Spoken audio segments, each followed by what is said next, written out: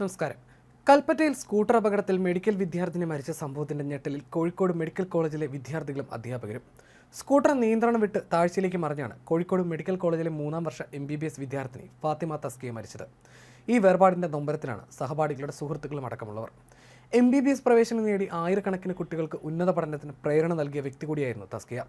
ഡോക്ടറാകണമെന്ന ആഗ്രഹത്തിലേക്ക് ഇവർ എത്തിയത് ജീവിതത്തിലെ സാഹചര്യം തന്നെയായിരുന്നു.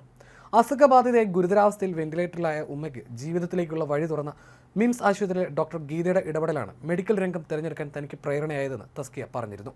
അന്ന് 8ാം ക്ലാസ് വിദ്യാർത്ഥിനിയായിരുന്നു തസ്കിയ. +2 കഴിഞ്ഞ് 2020-2021 കൊയിലാണ്ടിയിലെ ഡോക്ടർ JP ക്ലാസ്സിലായിരുന്നു എൻട്രൻസ് പരിശീലനം. അതിനിടെ കോവിഡ് ബാധിക്കുകയും അപകടം സംഭവിക്കുകയും ഒക്കെ ചെയ്തെങ്കിലും നിശ്ചയദാർഢ്യം കൈവിടാതെ പഠനം തുടരുകയും ആഗ്രഹിച്ചതുപോലെ കോഴിക്കോട് മെഡിക്കൽ കോളേജിൽ MBBSന് പ്രവേശനം ലഭിക്കുകയും ചെയ്തു.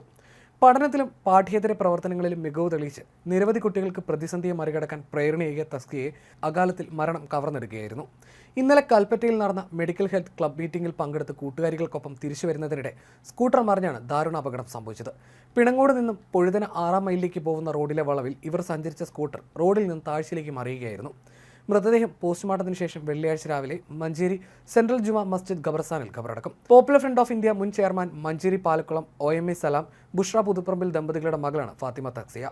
മുക്താർ അഹമ്മദ് യാസീൻ, മുഷ്താഖ് അഹമ്മദ് യാസീർ, തബ്ഷിറ എന്നിവർ സഹോദരങ്ങളാണ്. അതിനിടെ മകളുടെ ഖബറടക്ക ചടങ്ങിൽ പങ്കെടുക്കാൻ പോപ്പുലർ ഫ്രണ്ട് ഓഫ് ഇന്ത്യ മുൻ ചെയർമാൻ OMA സലാമിന് പരോളും അനുവദിച്ചു.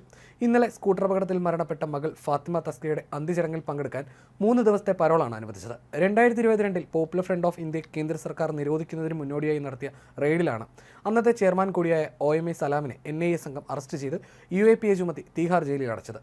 1.5 വർഷത്തിലേറെ ജയിലിൽ കഴിയുകയാണ് സലാം.